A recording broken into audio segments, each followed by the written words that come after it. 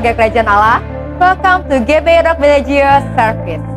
Mari kita siapkan hati, waktu, dan ajak anggota keluarga saudara untuk bersama-sama memuji dan menyembah Tuhan, serta mendengarkan kebenaran firman-Nya.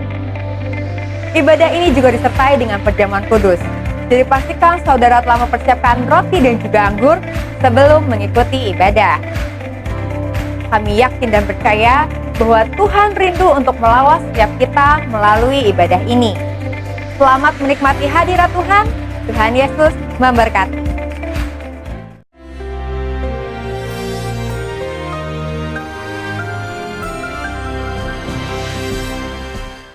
Dalam perjalanan iman kita, di dalam kita menerima mentoring daripada para guru-guru kita, kata Rasul Paulus, kamu punya banyak pendidik tapi tidak banyak bapak, akulah bapakmu di dalam Tuhan. Demikian juga dalam kedewasaan, jangan puas menjadi orang muda yang mengalahkan kuasa kegelapan. Sebab kita harus menuju menjadi dewasa penuh dan menjadi bapak-bapak yang mengenal Dia yang telah ada sejak semula, yaitu Kristus. Keiman kita tidak akan lebih daripada pengenalan kita akan Yesus Kristus. Bahkan Kristus Yesus yang telah ada, yaitu di sebelah kanan Allah Bapa itu. Karena itu perjalanan iman kita yang dimulai dari Gilgal, Kristen lahir baru, kemudian Bethel, Kristen penuh Roh Kudus, dan Jericho, Kristen amanat agung KAA, tidak berhenti sampai di sana. Tinggallah di Jericho, kata Elia. Tuhan menyuruh aku menyeberang Yordan. Yordan, Yarden, the descender, sungai yang menurun, sungai kematian. Dan ada banyak orang bingung sampai di sini, karena banyak orang inginnya up. Tetapi kadang-kadang Tuhan izinkan kita mengalami, yaitu dihina, direndahkan. Sebab Tuhan berkata dalam 1 Yohanes 2:15, janganlah mengasihi dunia dan segala benda-benda yang ada di dunia. Sebab barang siapa mengasihi dunia dengan yang ada di dalamnya, kasih Bapa tidak ada pada orang itu. Ya, sebab semuanya itu yaitu keinginan ataupun nafsu mata, nafsu daging. Mata bisa lapar loh, hati-hati. Nafsu daging dan keangkuhan hidup tidak berasal daripada Bapa. Karena itu ketika kita menyeberang Yarden, menyeberang Yordan, itulah yang kita mati terhadap diri sendiri. Saya punya suatu kebiasaan, yaitu kalau saya dihina, saya begini saja. Dan saya katakan, aku telah mati dan hidupku ada tersembunyi dalam Kristus. Sebab saya tahu itulah kuncinya. Tidak banyak orang berkhotbah tentang pikulah salibmu setiap hari, sangkalah dirimu. Ya, tidak banyak, saudaraku. Sekali lagi, goal kita ikut Tuhan itu bukan kenyamanan, bukan kesuksesan, tapi bagaimana mempermuliakan Tuhan, kedewasaan dan kesempurnaan.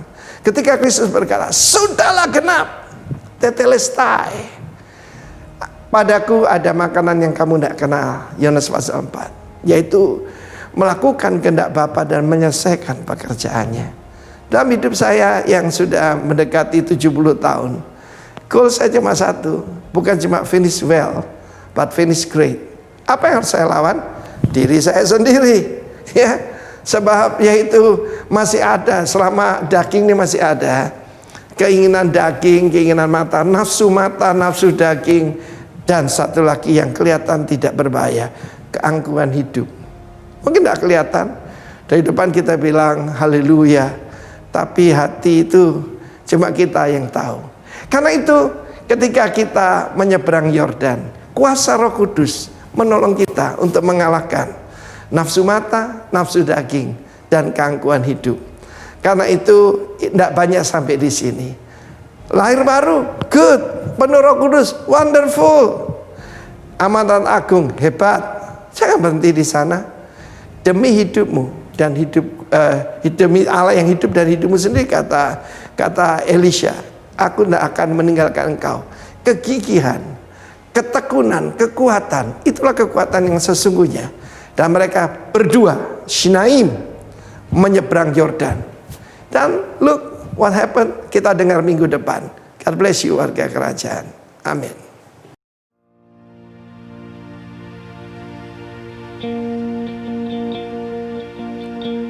Di tengah luasnya samudra,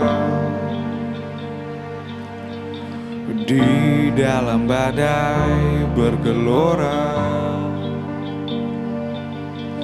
Engkaulah jangkar hidupku. Tak sekaliku pun goyah. Firman-Mu terangi langkahku, sumber damai dalam hidupku, dan ku aman di dalam-Mu. Penyertaan-Mu sempurna,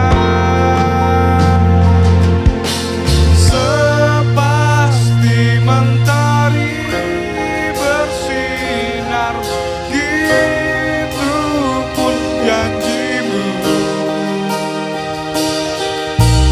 Dalam segala perkara Engkau turut bekerja.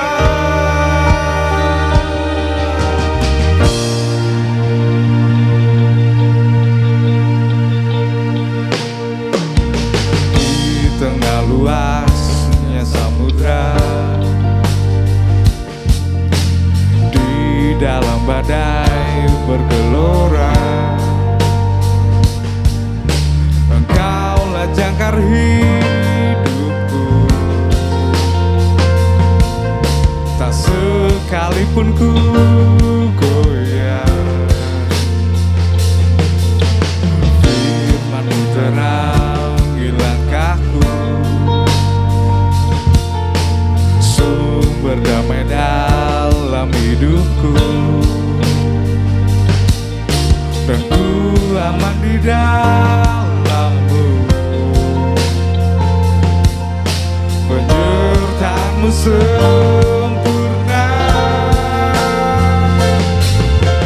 sepasti mentari bersinar, gitu pun janji-Mu. Dalam segala perkara Engkau turut bekerja.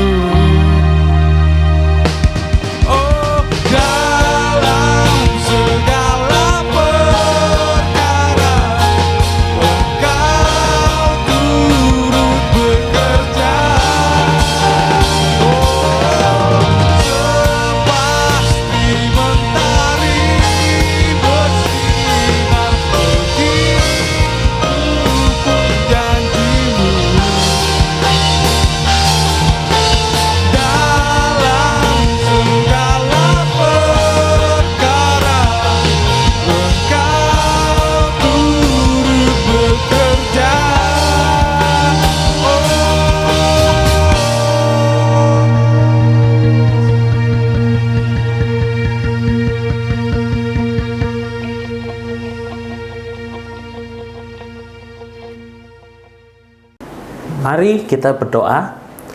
Tuhan Yesus, kami mengucap syukur buat hari ini. Kalau kami boleh ada saat ini, itu karena kemurahan-Mu, kebaikan-Mu. Engkau Allah yang dahsyat, Engkau Allah yang setia dalam setiap kehidupan kami. Apapun yang terjadi dalam kehidupan kami tetap percaya Engkau Allah yang baik, Engkau Allah yang luar biasa, dan Engkau Allah yang mengasihi kehidupan kami. Terima kasih Tuhan buat siang hari ini, dan sebentar kami mau merenungkan kebenaran firman-Mu. Biarlah Roh Kudus yang menuntun kami, mengerti isi hati-Mu, mengerti Tuhan apa yang menjadi rencana-Mu dalam setiap kehidupan kami. Urapi setiap kami, dimanapun kami berada, kami percaya hadirat Tuhan nyata di tengah-tengah kami. Di dalam nama Tuhan Yesus, kami sudah berdoa dan mengucap syukur. Haleluya, amin. Shalom Bapak Ibu Saudara-saudara sekalian. Berjumpa lagi kita dalam ibadah online Rock Bellagio. Saya percaya kasih Tuhan tetap nyata dalam kehidupan kita. Haleluya. Oke, langsung saja kita masuk ke dalam sharing firman Tuhan. Mari kita buka Alkitab kita di dalam Yohanes pasal yang keempat, ayat 5, dan nanti kita baca seterusnya ya. Yohanes 4 ayat yang kelima, mulai ayat kelima. Saya bacakan. Maka sampailah ia, Yesus, ya, ke sebuah kota di Samaria yang bernama Sikar, dekat tanah yang diberikan Yakub dahulu kepada anaknya Yusuf. Di situ terdapat sumur Yakub. Yesus sangat letih, perhatikan, Yesus sangat letih oleh perjalanan. Karena itu ia duduk di pinggir sumur itu. Hari kira-kira pukul 12. Maka datanglah seorang perempuan Samaria hendak menimba air. Kata Yesus kepadanya, "Berilah aku minum." Sebab murid-muridnya telah pergi ke kota membeli makanan. Bapak Ibu Saudara-saudara sekalian, tentunya kita pernah membaca kisah ini atau mendengar kisah ini, di mana Yesus melayani seorang wanita Samaria, dan akhirnya singkat cerita wanita ini mengalami revival dalam kehidupannya, mengalami pertobatan. Tidak cukup dari dirinya sendiri, tapi dia membawa orang-orang sekampungnya untuk berjumpa dengan Kristus, dan orang-orang sekampungnya mengalami revival. Nah, yang saya perhatikan dan saya diberkati oleh ayat ini, yaitu ketika saya merenungkan, saya mencoba membaca pelan-pelan, saya coba resapi, saya mendapatkan di ayat yang ke-6, yaitu di situ terdapat sumur Yakub. Nah, ini yang saya dapatkan. Yesus sangat letih oleh perjalanan. Bapak Ibu Saudara-saudara, Yesus adalah manusia 100% dan Tuhan 100%. Yesus mengalami yang namanya letih dalam perjalanan. Kondisi juga pada waktu itu pukul 12 siang hari. Yesus melakukan perjalanan bersama murid-muridnya. Yesus mengalami letih, kecapean, lapar. Karena tertulis di ayat 8, murid-muridnya pergi membeli makanan. Kita pun juga pernah mengalami kondisi letih, kelaparan. Kita tahu bagaimana kondisi itu tidak enak dalam kehidupan kita, di mana kondisi itu membuat kita nggak mood melakukan apa-apa. Ya, bagaimana kita mengharapkan kondisi itu segera berlalu, apalagi kalau kita perut lapar, kita berusaha untuk cari makanan supaya perut kita tidak lapar lagi, ya. Dan Yesus pada waktu itu juga kita baca ayatnya bahwa Yesus kehausan, sehingga ketika ada wanita hendak menimba air di sana, Yesus minta minum kepada wanita ini. Saya percaya bahwa Yesus bukan tidak mau mengambil air, tapi karena dia dalam perjalanan, dia pasti tidak membawa timba, tidak membawa gayung atau lain-lain, sehingga dia harus minta tolong kepada wanita Samaria ini.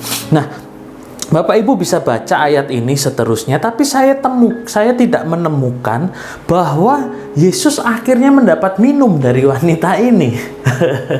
Ya, malah Yesus harus melayani wanita ini. Yesus mengkonseling wanita ini dan terjadilah revival dalam kehidupan wanita ini. Ya, kita ingat Yesus sangat letih oleh perjalanan, ya, tapi dia tidak minta air, dia tidak dapat, malah dia harus melayani wanita ini. Nah, kita lanjut ke ayat 27 ya. Oke. Singkat kata, singkat cerita, pada waktu itu datanglah murid-muridnya dan mereka heran bahwa ia sedang bercakap-cakap dengan seorang perempuan. Tetapi tidak seorang pun yang berkata, "Apa yang kau kehendaki?" atau "Apa yang kau percakapkan dengan dia?" Jadi dari ayat 8 sampai ayat 27 itu di mana Yesus sedang mengkonseling wanita ini, sedang melayani wanita ini, dan di ayat 27 murid-murid tiba membawa makanan. Mereka melihat Yesus sedang bercakap-cakap dengan wanita dan mereka tidak ngerti ini siapa wanita ini, dan murid-murid juga tidak nanya apa yang kau kehendaki atau apa yang kau percakapkan dengan dia. Tapi mungkin di situ murid-murid sibuk untuk menyiapkan makanan ya. Menyiapkan itu ada berapa orang? 13 orang termasuk Yesus dan murid-murid 12 orang ya. Mereka buka bungkusan ya. Ini karet 2 ini pedes ini punyanya siapa? Petrus ya. Ini karetnya hijau, ini pakai telur dadar nih, punya siapa nih? Andreas ya, mungkin begitu. Mereka udah tidak peduli apa yang dilakukan oleh Yesus, bahkan tidak ada satu murid pun yang membantu konseling ini ya. Kita loncat lagi ke ayat 31 ya. Setelah Yesus mengkonseling wanita ini dan wanita ini pergi ke kampungnya, setelah itu Yesus sendiri dan murid-murid, ayat 31 ya, sementara itu murid-muridnya mengajak dia, katanya, "Rabi, makanlah." Ya, karena apa? Yesus sedang dalam kondisi letih ketika ditinggalkan para murid-muridnya dan dalam kondisi lapar ya. Tapi yang aneh di ayat 32 ya, akan tetapi ya, ia berkata kepada mereka, Yesus berkata kepada mereka, "Padaku ada makanan yang tidak kamu kenal." Ayat 33, maka murid-murid itu berkata seorang kepada yang lain, "Adakah orang yang telah membawa sesuatu kepadanya untuk dimakan?" Nah, ketika Yesus sedang lapar, yang diketahui murid-murid bahwa Yesus sedang lapar, dan murid-murid pergi ke kota membeli makanan, dan makanan itu sudah didapat, dan ketika sudah dipersiapkan dan murid-murid mengajak Yesus untuk makan, malah Yesus tolak. Boleh dibilang seperti itu karena Yesus ngomong ketika murid-murid mengajak, "Rabi, makanlah." Akan tetapi Yesus berkata, "Padaku ada makanan yang tidak kamu kenal." Pasti murid-murid berpikir, wah ini jangan-jangan Yesus sudah dapat makanan ini gitu kan. Nah, ayat yang ke-34 ya. Ayat 34, kata Yesus kepada mereka, ini dia kasih tahu apa itu makanan yang dia dapat. "Makananku ialah melakukan kehendak Dia yang mengutus aku dan menyelesaikan pekerjaannya." Wow, di sini saya menemukan suatu hal yang luar biasa. Yesus di tengah keletihannya, kelelahannya, justru ketika dia melayani wanita ini, dia jadi segar, dia jadi bersemangat, dia punya kekuatan. Berbeda dengan kita, ketika kita ditunjuk untuk pelayanan, ketika kita diminta oleh pelayanan, kita seringkali mengeluh, kita seringkali, "Aduh, aku ini nih, kalau bisa koordinator kasih makanan dulu supaya nanti latihannya semangat, supaya latihannya lebih giat lagi, keluar kreativitas." Apa kita disuruh untuk asyir mungkin, waduh ini datangnya terlalu pagi dan lain-lain. Tapi Yesus ketika dia melayani dalam kondisi letih, malah dia segar. Ya, saudara-saudara, memang kita tidak menyangkal, kita semua tahu bahwa Yesus adalah 100% manusia dan 100% Tuhan, yang tentunya dia punya kekuatan ekstra. Berbeda dengan kita hanya manusia biasa. Kita butuh kekuatan ekstra. Kita butuh pengharapan, sukacita, semangat yang ekstra ya. Nah, oke. Kita harus sadar bahwa Tuhan memiliki bagiannya sendiri. Nah, kita tidak perlu ikut-ikutan dengan urusannya Tuhan, tapi kita harus melakukan bagian kita. Biarlah Tuhan melakukan bagiannya dan kita melakukan bagian kita. Itu maksud saya, ya. Dari Tuhan kita itu menerima banyak hal. Betul? Apa? Berkat, ya, fasilitas, pakaian yang kita pakai, mungkin kendaraan yang kita pakai, mungkin tempat tinggal yang kita pakai. Itu semuanya datang daripada Tuhan. Kita datang ke dunia tidak bawa apa-apa, saudara-saudara. Kita telanjang datang ke dunia, tetapi ketika kita hidup, Tuhan memberkati kita, Tuhan mendandani kita, Tuhan pelihara hidup kita sampai saat ini. Nah, banyak orang Kristen yang semangatnya itu 45, semangat 45, ya, tahu ya, semangat 45. Wah, ayo pelayanan, jangkau jiwa-jiwa, beri yang terbaik, tapi mereka lupa bahwa mereka adalah manusia biasa. Kita manusia biasa, di mana semangat itu ada batasnya. Semangat itu ada melempemnya, masanya, yang dimana semangatnya semakin lama semakin redup. Apalagi kondisi keadaan yang menghimpit kita, pasti semangat itu bisa redup, ya. Karena apa? Karena begini, kita lupa bahwa kita butuh kekuatan daripada Tuhan, ya. Jadi gini, ketika kita mau melayani Tuhan, ketika mau melayani dalam pekerjaan Tuhan, kita perlu Tuhan terlebih dahulu melayani kita, supaya kita ada modal untuk melayani orang. Kita bisa memiliki memiliki modal untuk kita dapat melayani orang lebih baik lagi. Bukankah Yesus itu datang ke dunia ini untuk melayani, bukan untuk dilayani? Matius 20 ayat 28. Sama seperti anak manusia, ya, datang bukan untuk dilayani, melainkan untuk melayani dan untuk memberikan nyawanya menjadi tebusan bagi banyak orang. Makanya saudara, tidak heran ketika Yesus melayani, dia jadi segar. Karena apa? Karena Yesus datang ke dunia ini untuk melayani, bukan dilayani. Maka itu saudara-saudara, bagaimana kita bisa melayani dengan baik kalau kita tidak izinkan Tuhan melayani kita terlebih dahulu? Itu maksud saya. Bagaimana kita bisa memberikan pelayanan secara excellent tanpa kita mengizinkan Tuhan melayani kita terlebih dahulu? Seperti yang saya tadi bilang, kita datang ke dunia, kita tidak punya apa-apa. Kita punya hal yang kita miliki saat ini itu karena Tuhan. Maka itu ketika kita mau melayani, kita juga perlu Tuhan melayani kita. Kristen semangat akan mengalami kelelahan, akan mengalami yang tadi saya bilang melempem. Ya, kalau kerupuk sudah kena angin, ya, kalau digigit itu melempem gitu kan, karena keadaan dunia yang menghimpit kita, ya. Jadi kalau kita tidak izinkan Tuhan terlebih dulu melayani kita, ya, pasti pelayanan kita itu tidak ada dampak yang baik. Ya, kita kalau Tuhan tidak melayani diri kita dulu terlebih dahulu, kita dalam pelayanan, maksud saya begini, kita akan punya batasan. Ketika kita bergairah, saya yakin dan percaya, ketika kita tidak melibatkan Tuhan, bahkan kita tidak mengizinkan Tuhan melayani diri kita, gairah itu lama-kelamaan akan redup, Bapak Ibu. Nah, ya, kembali saya ingatkan, Yesus datang untuk melayani, bukan untuk dilayani. Kristen agama tidak bisa menerima hal ini. Mereka ngomong, oh jangan. Kalau bisa, Yesus jangan ngapa-ngapain. Kita yang harus melayani Tuhan. Kita yang harus selalu menyenangkan Tuhan. Tuhan dibiarkan nganggur.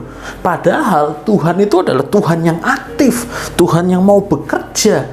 Tapi Kristen agama selalu menempatkan Tuhan untuk duduk manis saja. Kami yang bekerja.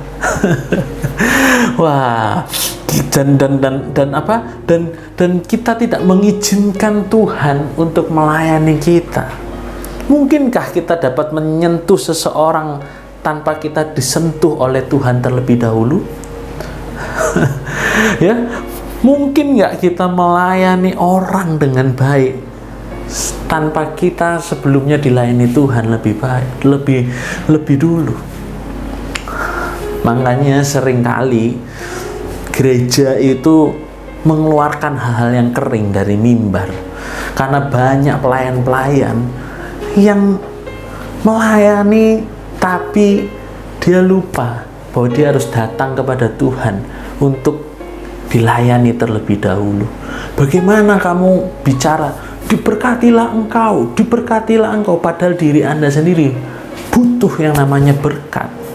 Maka itu saudara, Kristen itu bicara tentang kita disedot, bukan kita menerima. Ketika kita pelayanan, ketika kita disedot, apa yang bisa disedot dalam hidup kita kalau kita tidak izinkan Tuhan memenuhi kita? Ya, oke. Melayani Tuhan itu bagus, saudara. Saya tidak bilang bahwa melayani itu tidak boleh. Melayani itu bagus. Namun yang perlu saya ingatkan, kita harus tahu membiarkan Tuhan menjadi Tuhan yang melayani diri kita. Itu adalah awalan yang baik. Kita memiliki pengaruh yang baik dalam pelayanan kita dan aktivitas kita. Tidak hanya dalam pelayanan, dalam aktivitas kita pun, dalam pekerjaan kita pun. Ketika kita izinkan Tuhan melayani kita terlebih dahulu, maka yang keluar dari hidup kita adalah kehidupan. Kita memancarkan kehidupan. Karena apa? Karena ada Tuhan yang memenuhi hidup kita. Ya. Kalau Tuhan sudah melayani kita akan menjadi segar. Ya, seperti Yesus tadi ya, setelah melayani wanita itu dia menjadi segar. Nah, mungkin kita saat ini dalam keadaan letih dan lesu. Mungkin kita dalam keadaan yang kondisi tidak enak, lemah. Ingat firman Tuhan ngomong apa? Ya. Kita baca sebentar. Matius 11 ayat 28. Ya. Kalau kita lagi mengalami keadaan letih, lesu, kondisi tidak enak, Matius 11 ayat 28 ngomong begini, marilah kepadaku semua yang letih, lesu, dan berbeban berat. Aku, Tuhan, ya, akan memberi kelegaan kepadamu. Seringkali kita mencari kelegaan di mana-mana. Kita mencari kelegaan mungkin dari hiburan, dari hobi, dari mungkin aktivitas kita. Padahal firman Tuhan sudah jelas mengatakan, kalau kamu letih, kamu lesu, kamu lagi berbeban berat, datang kepadaku. Izinkan aku, Tuhan, melayani kamu. Ya, maka apa? Kamu akan menjadi lega. Kamu akan menerima kelegaan. Ya, saya kasih contoh ya, di dalam Alkitab ada sebuah kisah contoh orang sombong menurut saya ya. Kita baca di dalam Yohanes 13 ayat 4. Yohanes 13 ayat 4. Lalu bangunlah Yesus dan menanggalkan jubahnya. Ia mengambil sehelai kain lenan dan mengikatnya pada pinggangnya. Kemudian ia menuangkan air ke dalam sebuah basi dan mulai membasuh kaki murid-muridnya, lalu menyekanya dengan kain yang terikat pada pinggangnya itu. Nah ini, maka sampailah ia kepada Simon Petrus. Nah, kita perhatikan, kata Petrus kepadanya, Tuhan, engkau hendak membasuh kakiku? Jawab Yesus kepadanya, apa yang kuperbuat engkau tidak tahu sekarang, tetapi engkau akan mengertinya kelak. Nah ini kata Petrus kepadanya, engkau tidak akan membasuh kakiku sampai selama-lamanya. Wow, jangan membasuh kakiku sampai selama-lamanya. Jawab Yesus, perhatikan ya, jika aku tidak membasuh engkau, jika aku tidak melayani engkau, engkau tidak mendapat bagian dalam aku. Bapak, Ibu, Saudara-saudara, kita tahu kehidupan Petrus setelah dia menjadi rasul, bagaimana pelayanannya sangat luar biasa. Pelayanannya sangat menggemparkan dunia. Sekali berkhotbah, banyak orang yang bertobat. Bapak, Ibu, Saudara, kalau saya lihat Disinilah kuncinya. Yesus ngomong, apa yang ku perbuat sekarang engkau tidak tahu, tapi engkau akan mengertinya kelak. Ketika Petrus mengizinkan Yesus melayani dirinya, wow, apa yang terjadi? Petrus mendapat bagian dalam Kristus. Ya, ayat 13, pasal 13 ayat 8. Jawab Yesus, yang B ya, jawab Yesus, jikalau aku tidak membasuh engkau, engkau tidak mendapat bagian dalam aku. Ya, wah, kita bisa bandingkan dengan orang-orang Farisi, ya. Orang Farisi, dia selalu ngomong, wah kami kami selalu taat, kami selalu melakukan ini, kami selalu melakukan itu. Tapi lihat, Alkitab berkata, mereka orang Farisi tidak menerima apa-apa dari Tuhan. Ya, biarkanlah Tuhan melayani hidup kita, maka akan terjadi hal yang luar biasa dalam kehidupan kita. Ya, oke. Kita kembali kepada perenungan firman Tuhan. Orang sungkan atau orang sombong, ya, kita selalu merasa ketika kita datang kepada Tuhan, kita selalu merasa sungkan, kita sungkan merepotkan Tuhan, kita sungkan membawa pergumulan-pergumulan hidup kita sungkan mengakui kelemahan kita sungkan mengakui keletihan kita, kelesuan kita. Saya lihat dari pelayanan generasi, teman-teman saya di generasi, mereka selalu sharing ketika mereka membangun hubungan intim dengan Tuhan, membangun mesbah. Rata-rata yang mereka lakukan menurut saya adalah sebuah rutinitas, yaitu bangun pagi, baca Alkitab, ya, 1 ayat, 2 ayat, kalau nggak ngantuk 1 pasal, mungkin 2 pasal, kalau ngantuk langsung berdoa, aminnya 1 jam lagi kemudian. Tapi rata-rata mereka melakukan membaca Alkitab, lalu menaikkan sebuah pujian, lalu menyembah, berdoa, amin. Ya, di dalam penyembahan mereka menaikkan penyembahan, engkau baik, engkau luar biasa. Dalam hati mereka pengen menyenangkan hati Tuhan. Mereka pengen menyenangkan hati Tuhan. Mereka pengen supaya Tuhan tergerak, kagum akan penyembahan mereka. Itu tidak salah, tidak salah. Tetapi saya mau sampaikan, dalam kondisi seperti ini banyak orang yang mengalami keletihan.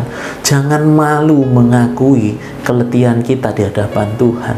Saat ini saya mulai membangun hubungan intim saya dengan berkata, Tuhan, terima kasih buat pagi ini. Kiranya Engkau penuhi aku dengan kasih-Mu, bebat aku dengan kasih-Mu, penuhi aku dengan hikmat-Mu, kebesaran-Mu Tuhan. Telan aku Tuhan dalam kemuliaan-Mu, sehingga aku keluar ke sana bekerja, beraktivitas, aku dapat memancarkan kehidupan.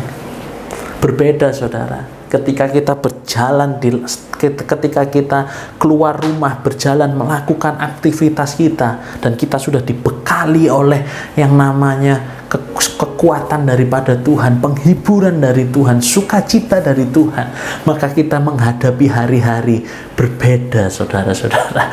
Kita akan menghadapi hari-hari dengan optimis, kita menghadapi hari-hari dengan sukacita, damai sejahtera, bahkan kita menghadapi hari-hari tanpa rasa khawatir dan takut saudara-saudara. Oke, ya, semoga ini Bapak Ibu, sejauh ini Bapak Ibu paham dengan apa yang saya maksudkan, ya. Nah, saya langsung aja kita baca di Matius 10 ayat 8 supaya kita semakin yakin, ya. Matius 10 ayat 8. Ya, Yesus berkata, sembuhkanlah orang sakit, bangkitkanlah orang mati, tahirkanlah orang kusta, usirlah setan-setan, kamu telah memperolehnya dengan cuma-cuma, karena itu berikan pula dengan cuma-cuma. Saudara-saudara, kembali lagi kita diingatkan bagaimana kita bisa menyembuhkan orang sakit kalau kita pun masih sakit. Bagaimana kita bisa membangkitkan orang mati kalau kita pun masih mati? Ya, semangat kita mati. Ya, semua harapan kita mati. Bagaimana kita bisa membangkitkan orang? Bagaimana kita bisa menahirkan orang kusta? Bagaimana kita dapat mengusir setan-setan kalau kita masih kesetanan, saudara-saudara? Maka itu Yesus ngomong, kamu telah memperolehnya dengan cuma-cuma. Izinkan Tuhan melayani kita terlebih dahulu. Izinkan Tuhan menyembuhkan kita terlebih dahulu. Izinkan Tuhan menghidupkan kita terlebih dahulu. Izinkan Tuhan untuk mentahirkan kita terlebih dahulu. Melepaskan kita dari ikatan. Maka kita akan keluar menjadi orang yang segar, yang penuh dengan kehidupan dalam hidup kita. Haleluya. Nah, saudara-saudara, saya kasih contoh satu lagi sebagai penutup dari renungan saya hari ini. Di dalam Lukas 10, ya, Lukas 10 ayat 38 sampai ayat 42, ya. Lukas 10 ayat 38. Ketika Yesus dan murid-muridnya dalam perjalanan, tibalah ia di sebuah kampung. Seorang perempuan yang bernama Marta menerima dia di rumahnya. Perempuan itu mempunyai seorang saudara yang bernama Maria. Nah, kita perhatikan apa yang dilakukan Maria. Maria ini duduk dekat kaki Tuhan dan terus mendengarkan perkataannya. Sedang Marta sibuk sekali melayani. Marta sibuk sekali melayani. Lalu ia mendekati Yesus dan berkata, Tuhan, tidakkah engkau peduli bahwa saudaraku membiarkan aku melayani seorang diri? Suruhlah dia membantu aku. Perhatikan baik-baik, saudara. Apa jawab Tuhan? Tetapi Tuhan menjawabnya, Marta, Marta, engkau khawatir dan menyusahkan diri dengan banyak perkara. Tetapi hanya satu saja yang perlu. Maria telah memilih bagian yang terbaik yang tidak akan diambil daripadanya. Luar biasa, saudara-saudara. Di sini jelas Yesus memuji Maria dibanding Marta. Ya, bukan berarti pelayanan itu buruk, bukan. Tapi kita lihat Yesus kasih tahu prioritas utama itu apa. Sebelum kita melayani, sebelum kita keluar, sebelum kita menjadi berkat di luar sana, izinkan Tuhan melayani kita. Kita duduk di bawah kaki Tuhan. Kita dengar apa yang menjadi maksud Tuhan. Kita biarkan Tuhan bekerja dalam hidup kita. Maka saya yakin dan percaya kehidupan setiap kita akan menjadi kehidupan seperti warga kerajaan sorga. Bukankah seperti itu kita ada di komunitas ini? Bukankah seperti itu maksud Tuhan dalam setiap kehidupan kita? Tuhan mau mendatangkan kerajaannya di setiap kehidupan kita. Maka itu Tuhan persiapkan kita menjadi warga-warga kerajaan sorga. Warga kerajaan sorga tidak membiarkan Tuhan tidak melayani diri mereka. Mereka membiarkan Tuhan melayani diri mereka supaya kehidupan mereka maksimal dan menjadi berkat di luar sana. Sekian, Tuhan Yesus memberkati, dan biarlah perenungan ini dapat dimengerti, Roh Kudus yang membantu setiap kita supaya kita mengerti dan menjadi kekuatan buat setiap kita. Tuhan Yesus memberkati. Jemaat yang dikasihi Tuhan Yesus, mari siapkan diri kita untuk menerima perjamuan kudus. Kita berdoa bersama. Tuhan Yesus, kami mengucap syukur untuk segala kasih karunia Tuhan yang tercurah melimpah dalam kehidupan kami, keluarga kami. Tuhan melindungi pekerjaan kami, bisnis kami, apapun itu Tuhan, itu adalah kasih karunia Tuhan.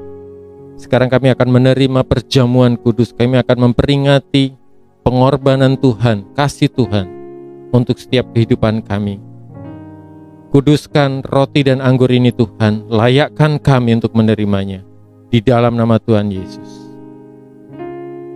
Bapak Ibu, saudara yang dikasihi Tuhan Yesus, firman Tuhan di dalam 1 Korintus 11.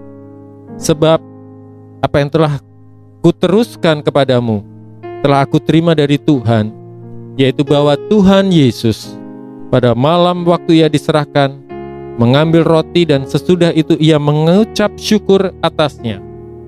Ia memecah-mecahkannya dan berkata, "Inilah tubuhku yang diserahkan bagi kamu.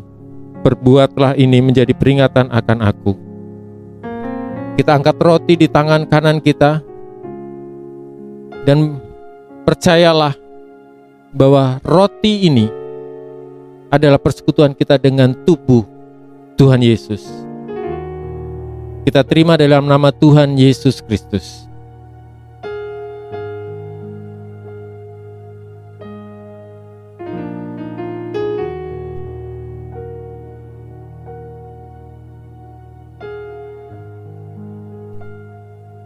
Demikian juga ia mengambil cawan sesudah makan, lalu berkata, "Cawan ini adalah perjanjian baru yang dimeteraikan oleh darahku.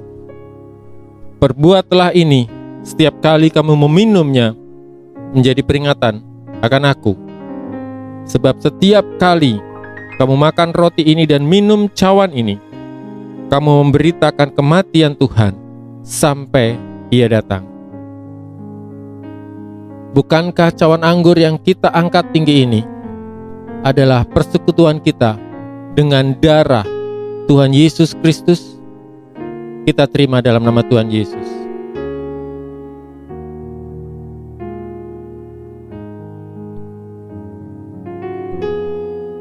Mari kita mengucap syukur, terpuji namamu Tuhan. Kami percaya melalui persekutuan kami dengan tubuh dan darah-Mu Tuhan, kami manunggal dengan Tuhan. Segala sesuatu, kehidupan kami kembali dimurnikan. Kodrat kami kembali, kami dipulihkan seluruhnya. Damai sejahtera Tuhan tercurah atas kehidupan kami. Kami percaya Tuhan akan memberikan kami kelepasan dari segala permasalahan kami. Jalan-jalan Tuhan bukakan untuk kehidupan kami. Tuhan berikan kesehatan untuk kehidupan kami semua. Terima kasih Tuhan. Terpujilah namamu. Di dalam nama Tuhan Yesus kami mengucap syukur. Amin.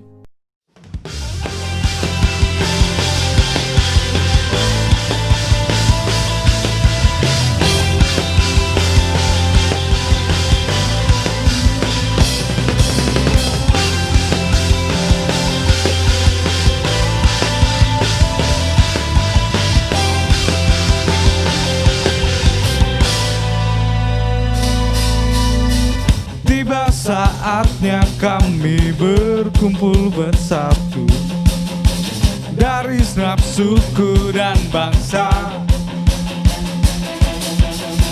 berdiri di hadapan tahta Anak Domba, satu suara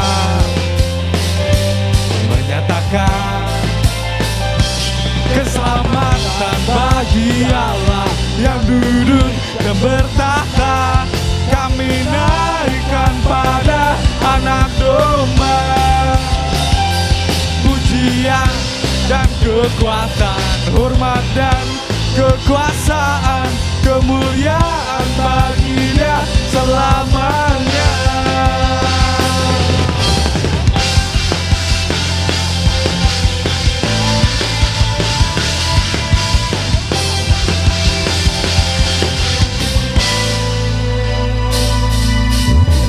Tiba saatnya kami berkumpul bersatu dari segenap suku dan bangsa, berdiri di hadapan tahta Anak Domba, satu suara menyatakan keselamatan bagi Allah yang duduk dan bertahta. Kami naikkan pada Anak Domba pujian dan kekuatan, hormat dan kekuasaan, kemuliaan bagi Dia selamanya. Keselamatan bagi Allah yang duduk dan bertahta. Kami naikkan pada Anak Domba. Pujian dan kekuatan, hormat dan kekuasaan, kemuliaan bagi-Nya selamanya.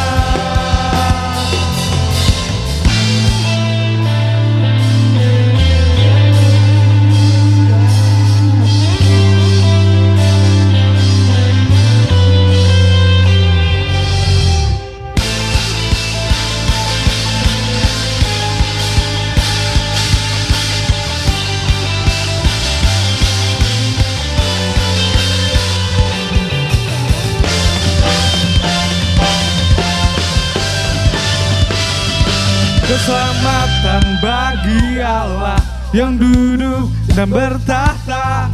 Kami naikkan pada Anak Domba. Pujian dan kekuatan, hormat dan kekuasaan, kemuliaan bagi-Nya selamanya. Keselamatan bagi Allah yang duduk dan bertahta. Kami naikkan pada Anak Domba. Pujian dan kekuatan, hormat dan kekuasaan, kemuliaan bagi-Nya selamanya. Kemuliaan bagi-Nya selamanya. Kemuliaan bagi-Nya selamanya.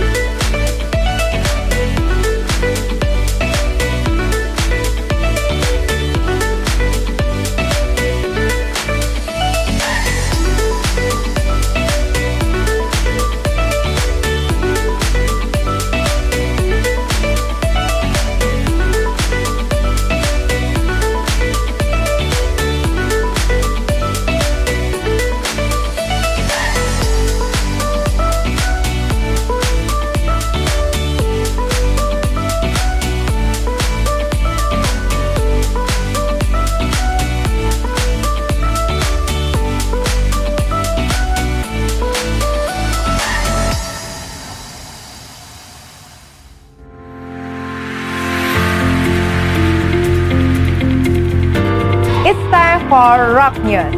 Untuk ibadah minggu depan akan diinformasikan lebih lanjut melalui grup WhatsApp, Komsel, dan media sosial kami. Doa puasa setiap hari Jumat malam sampai dengan Sabtu siang. Mari kita ambil bagian dalam doa untuk kota Jakarta dan bangsa Indonesia. Komsel, komunitas saling. Saudara dapat menghubungi gembala Komsel masing-masing. Mesbah keluarga yang dapat saudara lakukan setiap harinya di rumah masing-masing. Bible Study oleh Rocky Bellagio setiap hari Minggu jam 10 pagi dengan link yang akan dibagikan melalui grup WhatsApp. Bagi saudara yang terbeban untuk memberkati pekerjaan Tuhan di tempat ini, dapat memberikan persembahan melalui transfer bank atau scan QR Code sebagai berikut.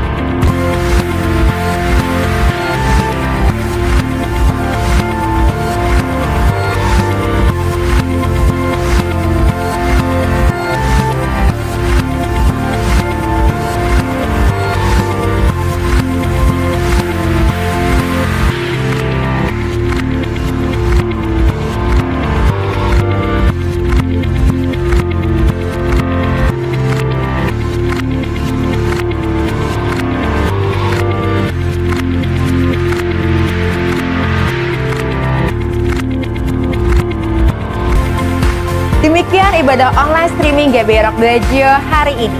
Tuhan Yesus memberkati.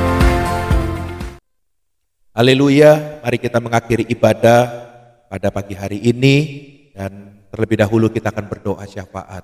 Bapa yang baik, kami bersyukur buat kebaikan, kemurahan Tuhan. Anugerah-Mu selalu baru buat hidup kami Tuhan. Bahkan kami percaya di pagi hari ini berkat-Mu yang terbaru juga Tuhan tercurah buat kami Tuhan.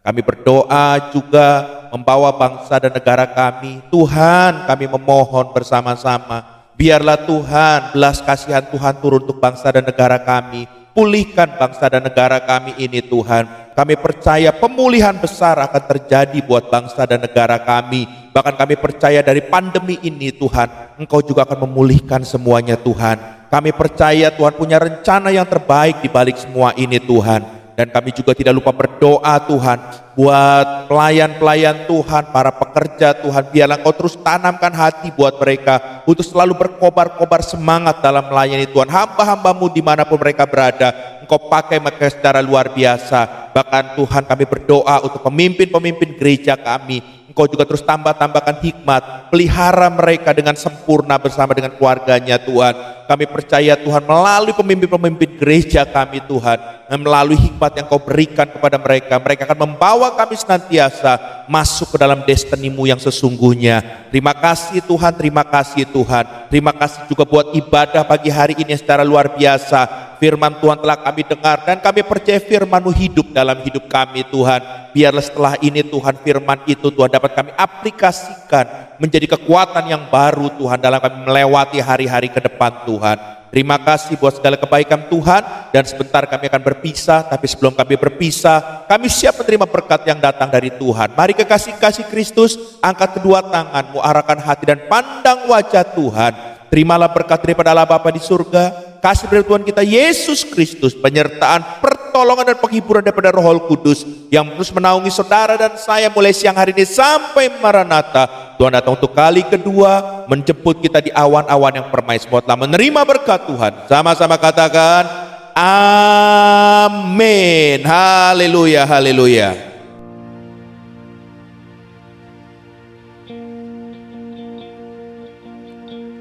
Di tengah luasnya samudra, di dalam badai bergelora,